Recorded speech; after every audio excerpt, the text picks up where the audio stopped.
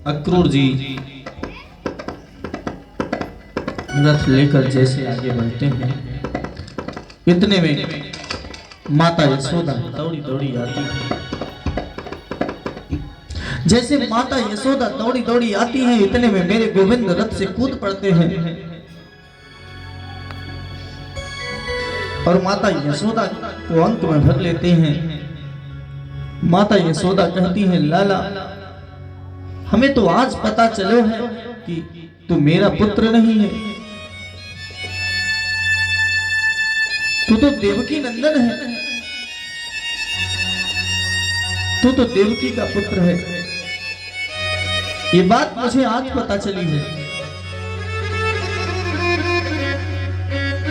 लाला तुम्हें मैंने कितना सताया है, थोड़ो सो माखन के खातिर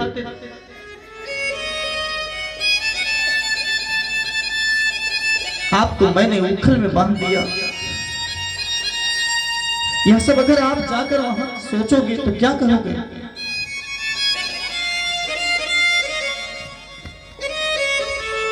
कन्हैया रोते हुए कहते हैं, माता दुनिया की हर चीज भूल सकता हूं, लेकिन आपके प्रेम को, आपके प्यार को कभी भूल नहीं सकता।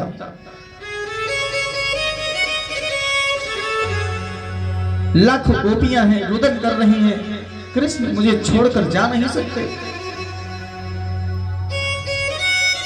सारी गोपियां रथ के आगे लेट जाती हैं। मेरे गोविंद दौड़कर राधा रानी को गले लगाकर कहते हैं, राधे मैं परसों आ जाऊंगा।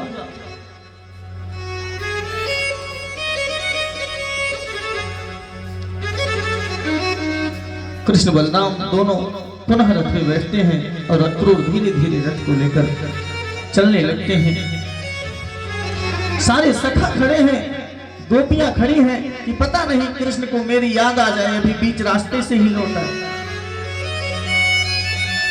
लेकिन धूल चमकती रही सज्जनों और मेरे गोविंद चले गए।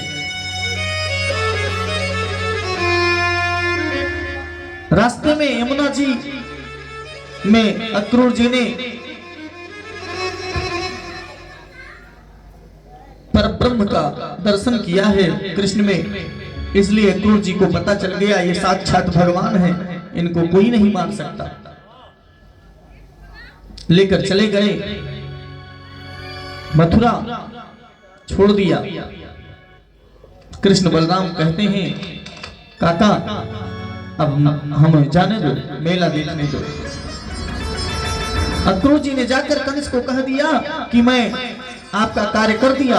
कृष्ण और बलराम दोनों को ले आया, दोनों आ गए, अब आप अपना कार्य करिए। लेकिन मथुरा की हजारों नारियां केवल कृष्ण की वियोग में आज तक हैं। हजारों नारियां केवल कृष्ण को ही चाहती हैं। मेरी गोविंद और बलराम छोटे छोटे सखा मेला देखने के लिए चलते हैं।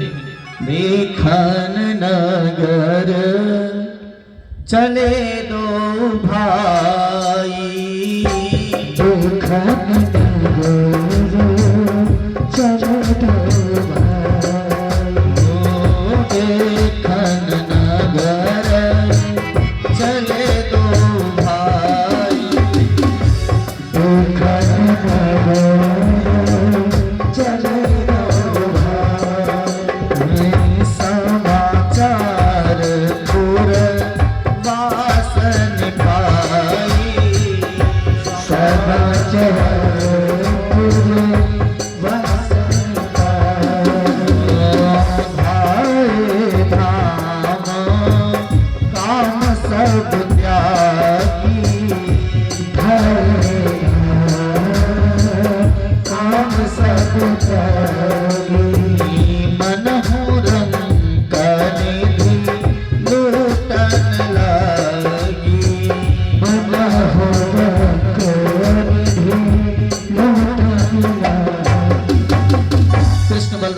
सब जा रहे हैं धीरे धीरे और ऊपर से नारियां फूलों की वर्षा करती हैं। सुमन वृष्टि करती है।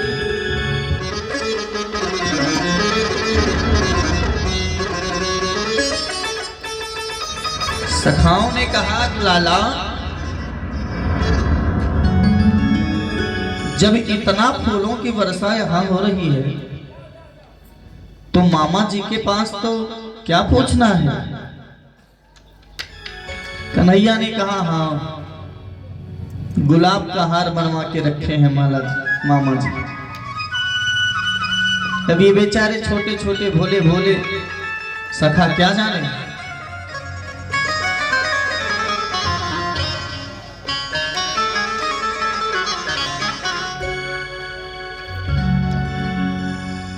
सखाओं ने कहा गोविंद, इतने फूलों की वृष्टि हो रही है और हमारे पास कोई कपड़ा नहीं है ढंग का। मामा जी के दरबार में स्वागत सम्मान होगा और हम ऐसे कैसे चले?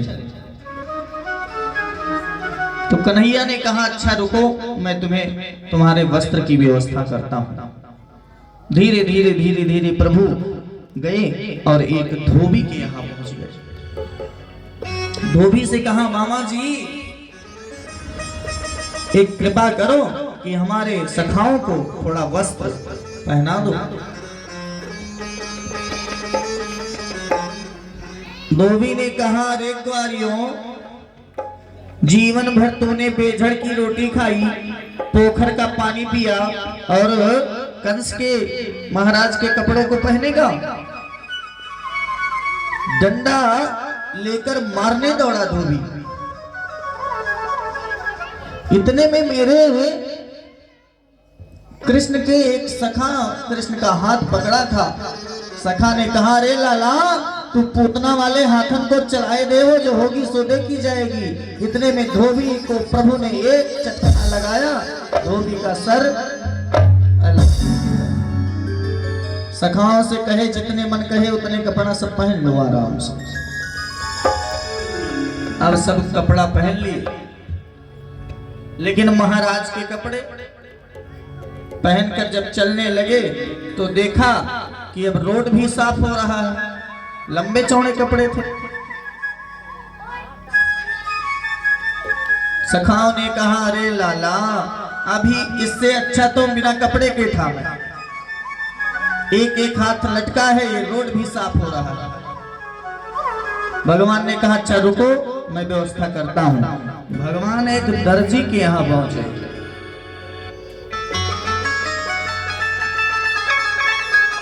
भगवान एक दर्जी के यहाँ पहुंचे।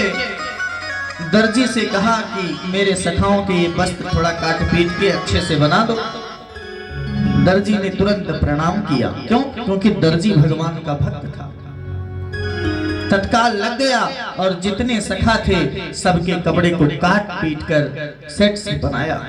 जब पहने तो अच्छा लगा।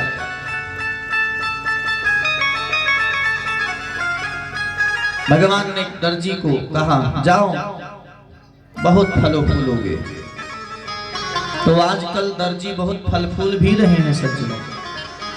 जितने के कपड़ा उतने सियाई, जितने कपड़ा उतने सियाई। कपड़ा सुंदर बन गया, चलने लगे। ब्रजवासियों को माला पहनने का बहुत शौक होता है। गले में माला होनी चाहिए उनके। सुदामा नाम के माली के यहाँ भगवान गए, सुंदर सुंदर माला पहनी। अब तो कपड़ा हो गया, माला हो गई, अब बचा चंदन। क्यों? क्योंकि ब्रजवासी चंदन बहुत ढंग से लगाते हैं पूरे माथ में।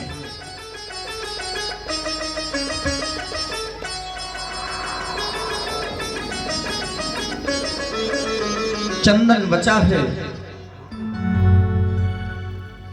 इतने में मेरे गोविंद ने देखा कि सामने से बड़ी विचित्र रूप की स्त्री आ रही है।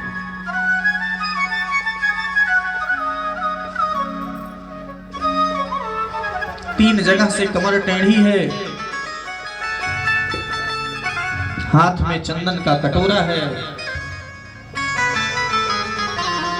उस चंदन से तो खुशबू आ रही है। बहुत कुरूपणी नारी है, घूंघट लगाए है, लेकिन मेरे गोविंद किसी के चेहरे को नहीं देखता। मेरा गोविंद चमड़े को नहीं देखता, आभूषण नहीं देखता। संसार के लोग इसे कुरूपणी नारी कहते हैं। बात करना नहीं पसंद करते इस नारी से। मेरे गोविंद के बगल से होकर जैसे निकली, इतने में मेरे गोविंद सामने खड़े हो गए और बड़े स्नेह प्यार से पूछा, अरे सुंदरी जी, आपका क्या परिचय है? कातंबरो वरेदु हानुलेपनम। कृष्ण ने कहा, आपके हाथ में चंदन का कटोरा है, किधर जा रही हो? आपको अच्छो लगे तो मेरे अपना परिचय बताओ, और अच्छो लगे तो हमारे जितने सखा हैं सबको चंदन लगाओ और हमें भी चंदन लगाओ।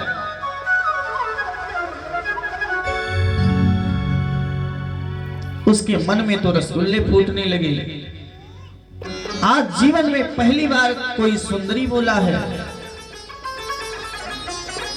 साड़ी की पल्लू को हटाकर मेरे गोविंद को देखा और गदगद हो गई। हृदय में आनंद रूपी हिलोरें उठने लगी। कन्हैया से बोली, आपने मेरा परिचय पूछा है तो मैं आपको बताती हूँ।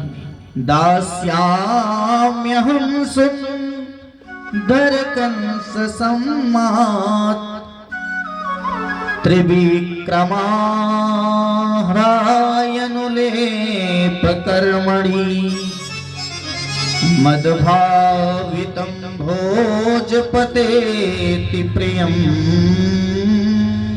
अरे बेटे, मैं कंस की दासी हूँ, मेरा नाम है सौरांद्री, लेकिन कमर 3 जगह से टूटी होने के कारण मुझे कुब्जा कहते हैं लोग, त्रिविका कहते हैं। गोपाल, मेरे जीवन में आज किसी ने मुझसे मेरा परिचय पूछा है। दुनिया के लोग आज तक मेरा परिचय नहीं पूछे। आपने परिचय पूछा है, मैं आपको परिचय बता रही हूं। आप क्या मेरे हाथ का चंदन स्वीकार करेंगे? कृष्ण ने कहा, हाँ, सबको लगाओ। सबको लगा दिया है चंदन त्रिविका ने, और जैसे मेरे गोविंद को चंदन लगाया है, मेरे गोविंद की आंखों से अश्रु निकलने लगे और कहने लगे, संसार के लोग हैं, संसार की भांति इसे भी अधिकार है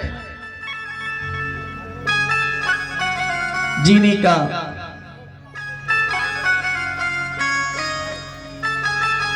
जैसे मेरे प्रभु को कुब्जा ने चंदन लगाया, इतने में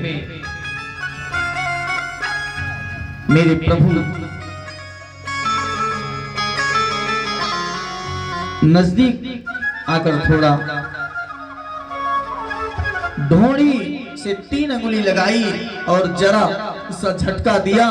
इतने में वह स्त्री परम सुंदरी हो गई। बोले बाल कृष्ण लाल की। परम सुंदरी हो गई। बहुत आशीर्वाद दिया है गोविंद ने। जिस पर गोविंद कृपा कर दे सज्जनों, फिर क्या पूछना। मूकं करोति वाचालं पंगुं लंघयते गिरिं यत्कृपातमहं वन्दे परमानंदं माधवं। लंगड़ा भी दौड़ने लगता है जब गोविंद कृपा कर देते हैं। अब भगवान सीधे धनुष यज्ञ में पधारे। कारेण वामेन सलीलमुद्धृतं सज्जं च कृत्वा निमसेन पश्यत बाएं हाथ से मेरे प्रभु ने धनुष को उठाया है, दाहिने हाथ से प्रत्यंचा चढ़ाया है। इतने में धनुष के दो खंड हुए।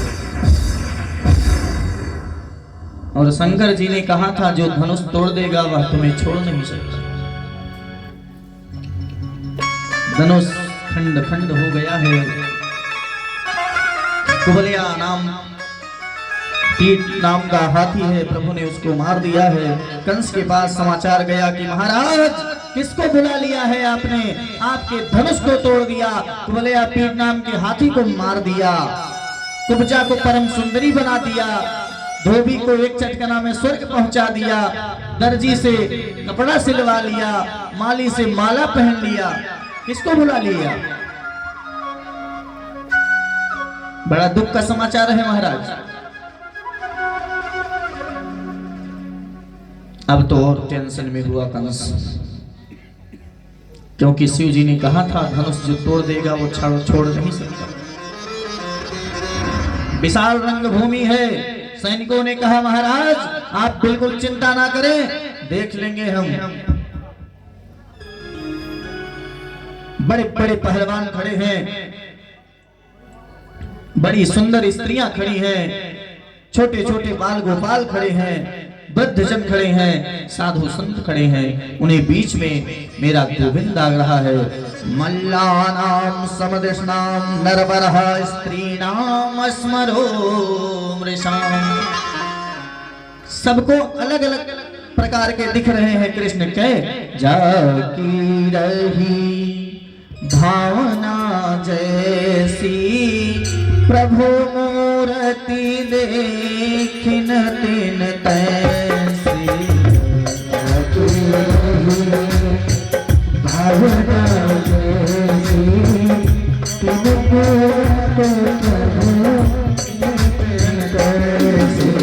लाखों लोग खड़े हैं, लेकिन कृष्ण अलग अलग रूप में सबको दिखाई दे रहे हैं। पहलवानों को काल दिख रहे हैं कि मेरा काल आ गया है।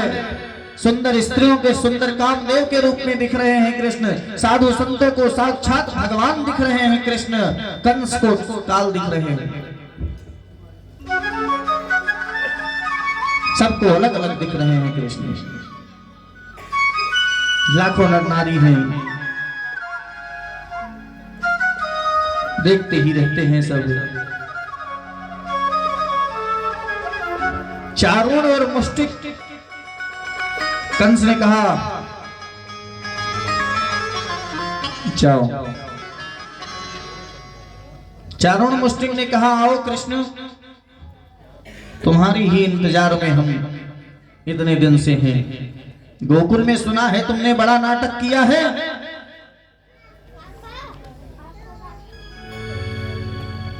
आओ हमारे साथ युद्ध करो। कन्हैया ने कहा हमें लड़बों को बिल्कुल ना आवे, लड़बों को हमें ना आवे महाराज, लड़बों को ना पता।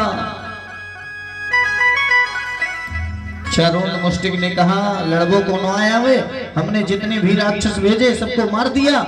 सच बताता हूँ मामा जी, मैंने किसी को नहीं मारा, सब मरे मराए मर गए वहीं। मैं तो केवल ले आकर यमुना जी में फेंक देता था, बस अपने मर जाते थे। अरे हमने सक्तासुर भेजा, तृणावर्त भेजा, ऐसे ऐसे राक्षस भेजे। कन्हैया ने कहा सच कहता हूँ मामा जी, न बालो न किर किशोरस्तवम बलश्च बालिनम युधा लीलये हतो येन सहभ्रदिज। अरे तुम बालक नहीं हो। चारों ने कहा तुम बालक नहीं हो, किशोर नहीं हो, आज तो हमारे साथ युद्ध करना पड़ेगा। इतना कहकर जबरन कृष्ण को चारों ने पकड़ लिया और मुष्टिक ने बलराम को पकड़ लिया। सुखदेव मुनि कहते हैं राजन, चारों कंस का सेनापति है, ये अतिरथी वीर है। 1,00,000 हाथियों कितना वीर है चारों। 1,00,000 हाथी में जितना बल होता है उतना चारों के बाहों में बल है। कृष्ण को पकड़ लेता है। 11 वर्ष 56 दिन के हुए हैं आज गोविंद।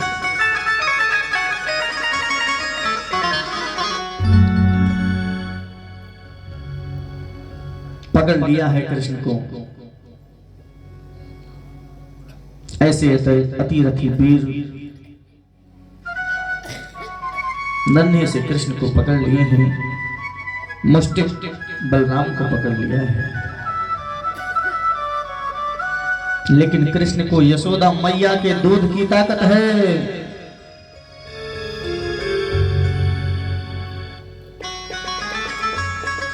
बड़ा भयंकर मल्लयुद्ध चल रहा है। थोड़ी देर भगवान घुमा फिरा रहे हैं, इतने में सोचते हैं कि अब कल्याण करना चाहिए। इतने में एक चाटा मारते हैं चारों को, चारों का सर धड़ाम से अलग गिर जाता है। इधर मुष्टिक को बलराम जी भी एक चाटा लगाते हैं, मुष्टिक का गोविंदाय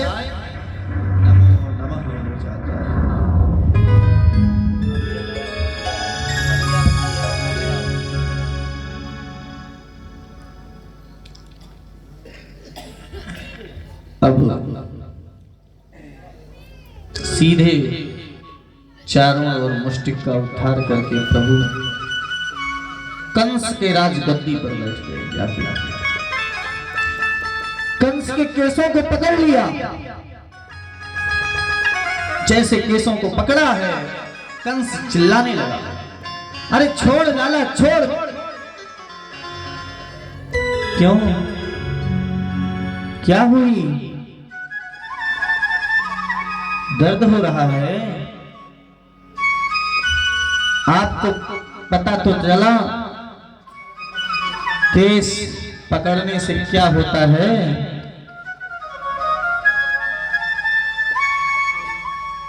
मामा जी, हमें तो पकड़वे को आवे, छोड़वे को तो आवे ही नहीं।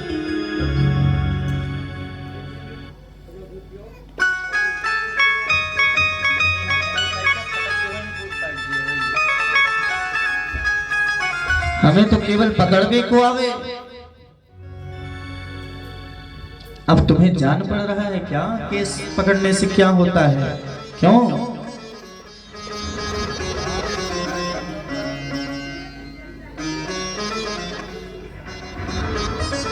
पता चला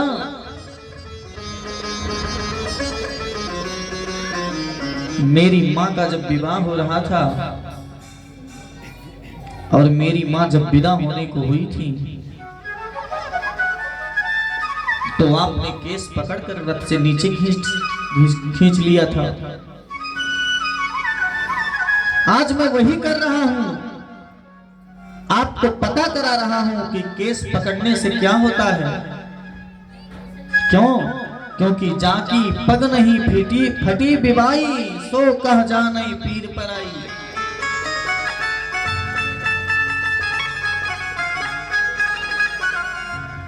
कंस बोला छोड़ मुझे।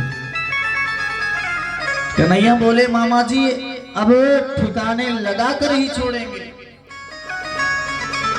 उसके पहले नहीं छोड़ सकते।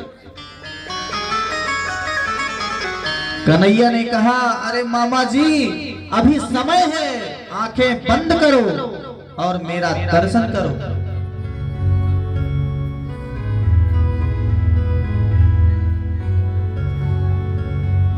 मैं तुम्हें मुक्ति दूंगा।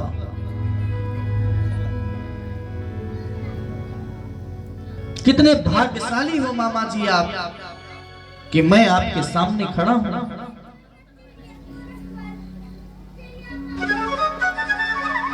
अंतिम समय है आपका और मैं आपके सामने खड़ा हूं। लाखों नर नारी देख रहे हैं, 35 वर्षों से कोई हंसा नहीं है मथुरा में। अब डर रहे हैं। छोटा सा बालकृष्ण महारथी कंस से अकेला बात कर रहा है, परंतु मेरे कन्हैया ने यशोदा के दूध का पान किया है। मेरे गोपाल ने उसके केसों को पकड़कर सीढ़ियों से नीचे गिरा दिया। इतने में कंस का गोविंदाय नमो नमः बोले कृष्ण कन्हैया लाल की जय।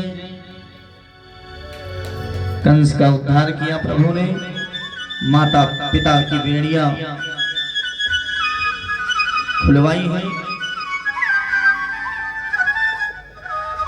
मुंडन हुआ है सुंदर मेरे प्रभु का, विद्या अध्ययन कर किए हैं मेरे गोविंद, विद्या अध्ययन करके आए हैं। लेकिन जब से विद्या अध्ययन करके आए तब से मेरे गोविंद कुछ रूठे रूठे लगते हैं।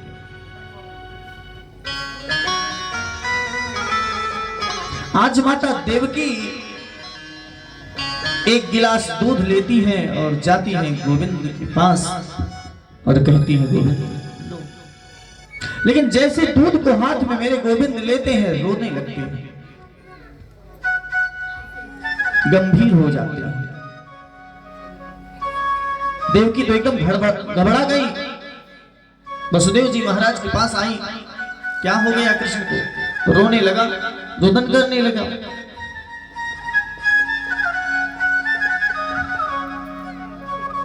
वसुदेव जी ने देखा गोपाल रो रहे हैं, इतने में श्री उद्धव जी का आगमन हुआ।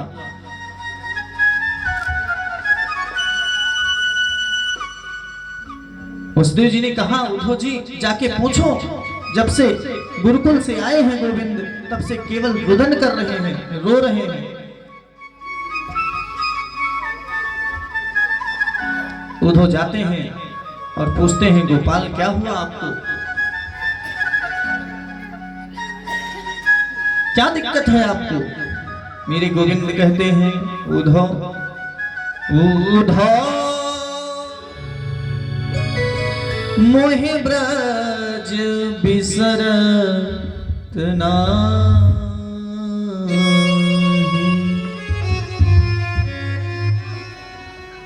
हंस सुता की सुंदर कलरव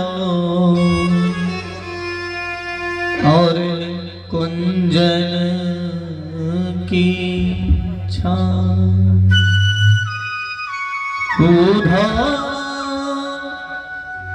मोहे ब्रज बिसरत ना।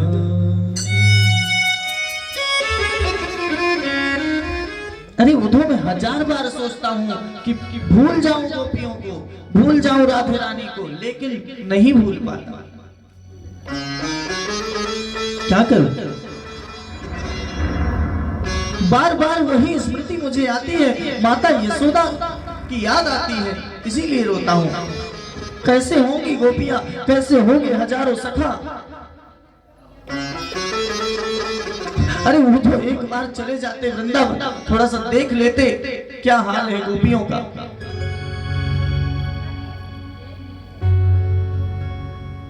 और देखो उधो जाओ वृंदावन, लेकिन ये लो मेरी काली कमली और इसे लिए रहना। जब इसे लिए रहोगे तो तुम्हें लोग पहचान जाएंगे कि कृष्ण का कोई सखा ही है। जाओ जाओ जाओ वृंदावन,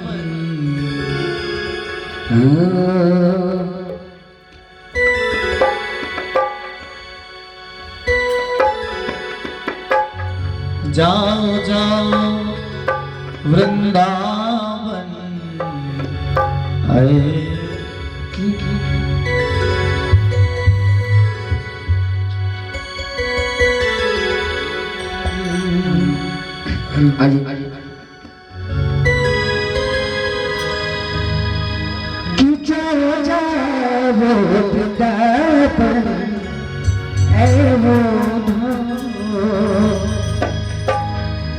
जाओ जाओ वृंदावन ऐ मोधा, गोपियों से जाकर तुम मिलना कहना वृंदावन ऐ मोधा, गोपियों से जाकर तुम मिलना कहना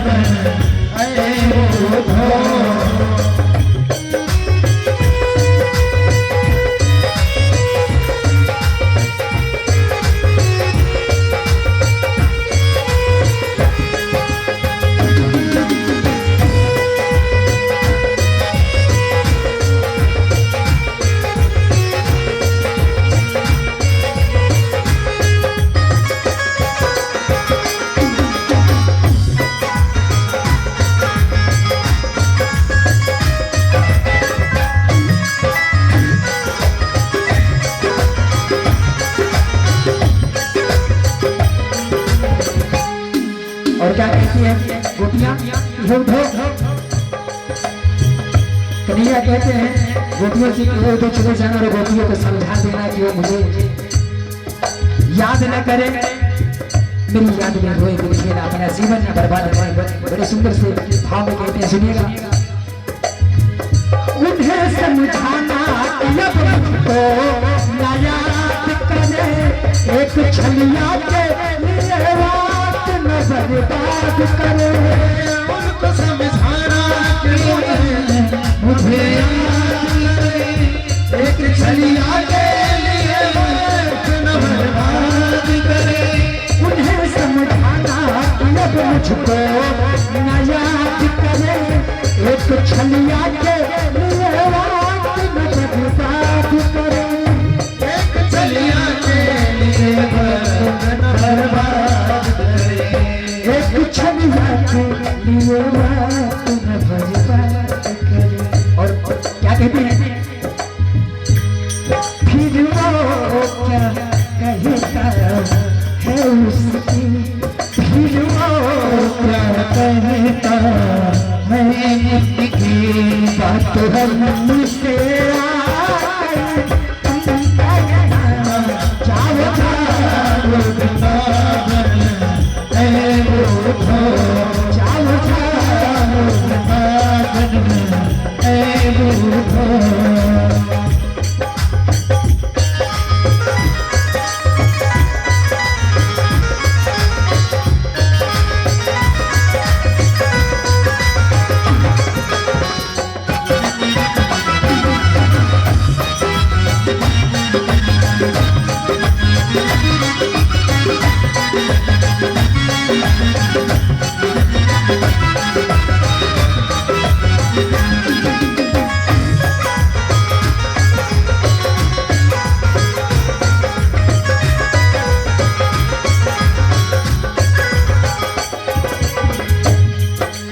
क्या कहती है गोपियां, ये उधर जब इतना कहने पर कान्हा कोई जवाब देगा तो आकर मुझे बताना कैसे कहते हैं। बड़े सुंदर जवाब,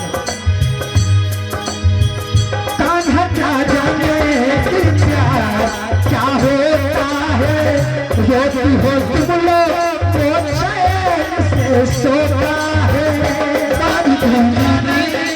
प्यार क्या होता है, रोती हो तुम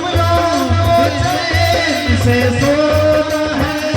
कान्हा क्या जाने कि प्यार क्या होता है, रोती हो तुम लोग वो चैन से सोता है। रोती हो तुम लोग वो चैन से सोता है, रोती हो तुम लोग वो चैन से सोता है। क्या कहती है,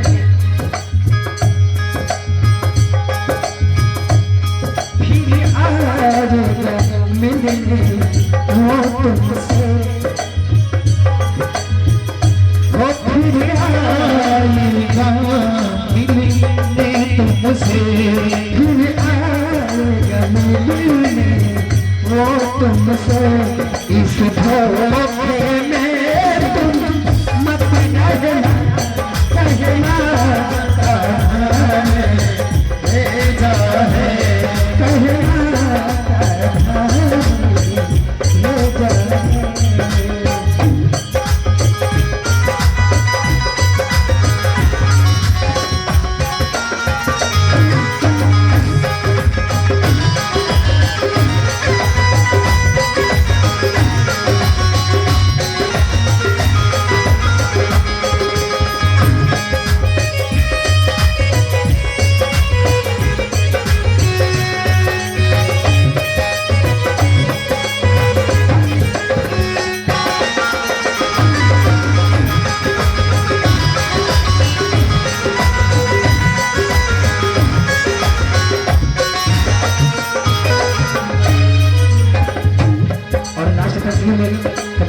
बड़े सुंदर स्वभाव से सुंदर से भजन की रचना की है। सुनिएगा, मेरे लिए नफरत सीने में उनके घर डालो, बेवफा कान्हा ऐसा बिल्कुल ये कर डालो।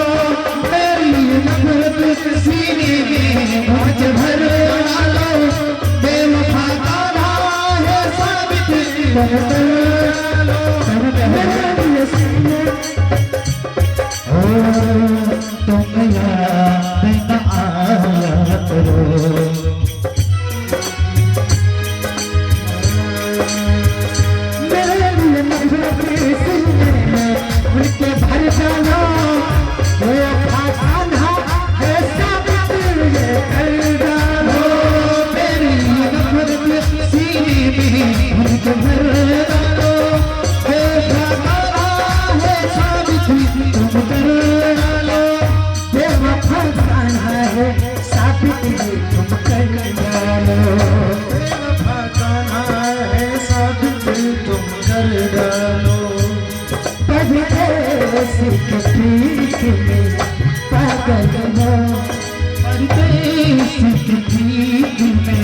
पागल हो परदेस के प्रीत में पागल हो क्यों देखती हो झूठा सपना जब जाओ बतावन ए बूढ़ो जब जाओ बतावन ए बूढ़ो गोपियों से जाकर तुमने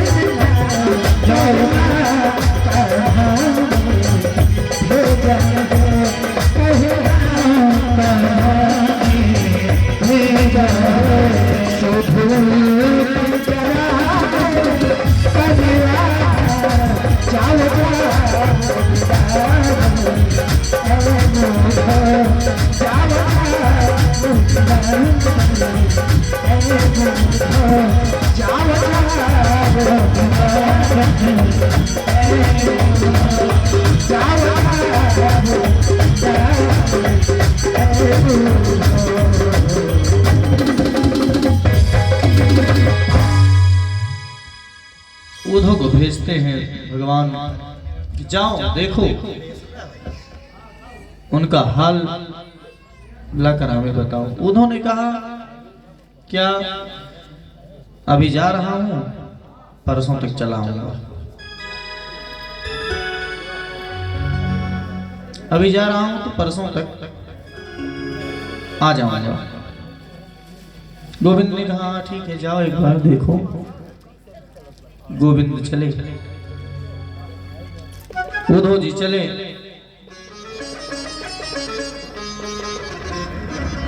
और सीधे वृंदावन पहुंच गए। वृंदावन में सखा सुबह जो है आते थे और उसी रास्ते पर जिस रास्ते से गोविंद गए थे उसी रास्ते पर खड़े होते थे। पूरा दिन वहीं बैठे रहते थे। जब शाम होती थी तो उठकर चले जाते।